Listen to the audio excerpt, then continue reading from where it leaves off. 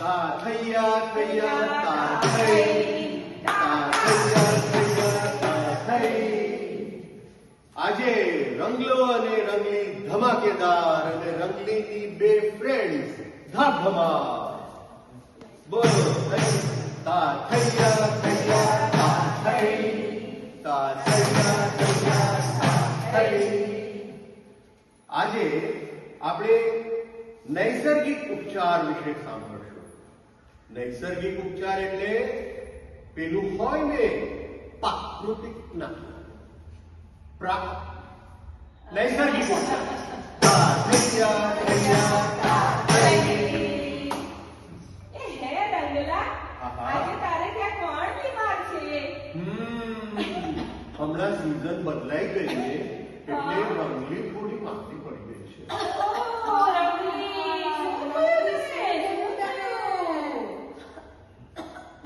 શરદી એટલી થઈ ગઈ છે કે બોલી નથી શકતી.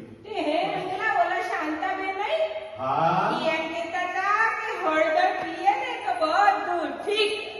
તા થૈયા થૈયા તા થઈ.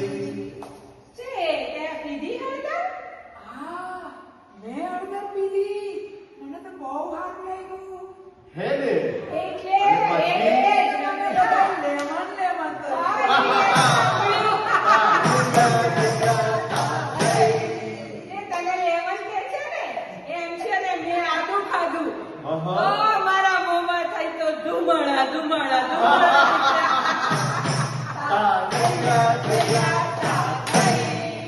એ બધું તો છે ને નૈસર્ગિક ઉપચાર કહેવાય. પણ નૈસર્ગિક ઉપચારમાં છે ને સીધે સીધું ના કરી દેવાય, કોઈકને પૂછવું પડે. તો રંગા, આપણે આ નૈસર્ગિક ઉપચાર એટલે શું? એ કઈ કે ને સમજાવે, કઈ સમજાય. સૌથી પહેલી વાત, એમાં કોઈ આડઅસર હોય નહીં. અને બીજી વાત કે એ છે ને ખિસ્સાને એવું ના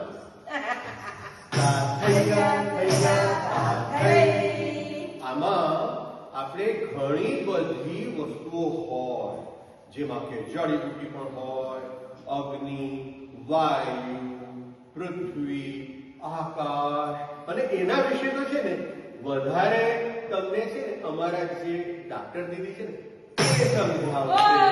ચાલ ચાલ રંગલી, આજે તો આપણે પેલા ડોક્ટર છે ને એને બોલાવી આવીએ. એ હે એ ડોક્ટર સાહેબ,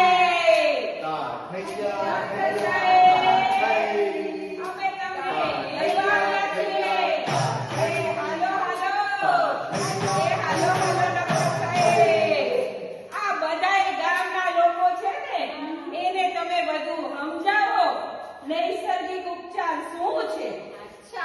અને તમે બધા છે ને આને પ્રશ્ન પૂછીને બરાબર પૂછી લેજો. પણ આ એવું નહીં કે મને તો થકી દીધું પૈસા. અને આમનો પરિચય આપ્યો. આ છે ડોક્ટર વર્ષા. એ નેચરોપેથ છે. અને નેચરોપેથ એટલે જે પણ પ્રકૃતિમાંથી મળે એમાંથી કઈ રીતે લોકોને સાજા કરવા તેના વિશે જાણ કરે. બેસો. મને તો ડોક્ટર સાહેબ આવ્યા ને તઈએ જ હાથ લાગવા માંડ્યું. ફાયદામાં જ રસ છે. અને હવે તમને સારું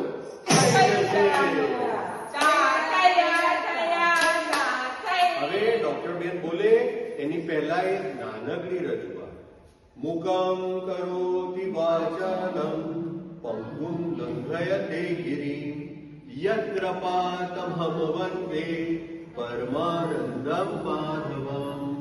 ભગવાને આ સૃષ્ટિની સાથે અપાર પ્રકૃતિની દેન આપી છે આપણને, પણ એ પ્રકૃતિને સમજવી અને એમાંથી કઈ રીતે ઉચ્ચાર કરવો એ તો અમારે બેન પાસે જ શીખવું પડે.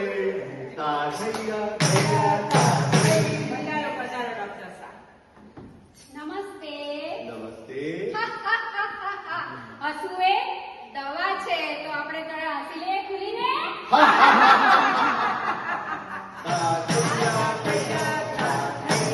હાસ્ય મોટી દવા. અરે બીજું શું છે કે આપણે જે કહીએ છીએ ને આપણું શરીર બન્યું છે કયા 5 તત્વોથી. હા. અને જે મને આવડ્યું. હવે આવડી જશે. હવે એ 5 તત્વોનો પ્રયોગ કરીને આપણા આ પંચમહાભૂતના શરીરને સ્વસ્થ રાખવું એ છે કુદરતી ઉપચાર પદ્ધતિ. એ રંગલી, મને તો લાગે તારો ગળું હવે ઠીક જ થઈ જવાનું. અને બીજું, એનો કોઈ પૈસો નથી લેતું. ભગવાન પાણીના પૈસા લે હા. કેવો વરસાદ સરસ વરસાયો. હા. સૂર્યપ્રકાશ આપે છે, પૈસો લે છે. લે છે ના, ના, ના, ના. હા, પછી માટીમાંથી જન્મ્યા અને માટીમાં જવાના. પણ કોઈ બી માટીનો પૈસો એ રંગવા છો ને એવું હરખા. બેવ હા કરે. અને માટીમાં 18 પ્રકારના ગુણ છે. કોલસો પણ એમાંથી આવે અને હીરો પણ. અને એ જ માટીનો પ્રયોગ કરવાનો ને સ્વસ્થ રહેવાનું. વાહ ભાઈ વાહ, વાહ ભાઈ વાહ. પછી ચોથું કયું તત્વ? જળ આર્થિક તત્વ. ઉપવાસ. હા. તો તમારે ગળું છે કરવી બધી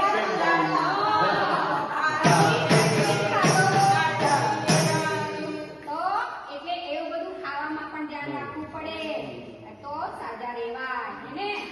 જે કુદરત જે ઝાડ ઉપર ઉગે ને એ વસ્તુ સીઝનમાં કોઈ આઈસ્ક્રીમ ઝાડ પર ઉગે ના ખવાય. અને ભગવાને આપણને પાંચમું જળ. જળ. જે આપણા સાધુ છે એનો પ્રયોગ કરવાનો. તો તમને હું શીખવાડી દઈશ, બરાબર? એના માટે આપણે જે છે ને દવાખાને આવવું પડે, પછી સમજવું પડે. એને પીપીટી આપણે રજૂ કરીએ એનું તમને બધું સમજાવું, પછી એની સારવાર બતાવું તો તમે એને વાહ, ઘરમાં રહીને વાહ, વગર પૈસે વાહ, સાજા. વાહ. એને જો ભાઈઓ અને બહેનો, આપણા ગામમાં હવે નેચરોપેથ વર્ષાબેન પણ છે. તમે લોકોને કંઈ પણ થાય, આપણે બધા કોણ? આપણે ભગવાનના બનાવેલા માનવી. આપણે પોતાનું કંઈ ખરું ના ભાઈ ના. આપણે બધા ભગવાનના માનવી. તો ભગવાનના માનવીઓને આપણે સાચવવાની જવાબદારી ખરી કે નહીં? તો હવે તમને તે હે રંગલા, હા. હવે મને લાગે છે કે આ ડોક્ટર સાહેબની ઓળખાણ કરાવી લીધી ને તે આખું ગામ હવે બીમારીમાંથી બચી જવાનું. બહુ જ સરસ. આજે કેટલા જણા છો? એક રંગલી, એક ફ્રેન્ડ, બીજી ફ્રેન્ડ, એટલે 3 થયા. તો ડોક્ટર સાહેબ અમે તમને નિમંત્રણ આપીએ છીએ કે 3 તારીખનો ગરબો કરીએ.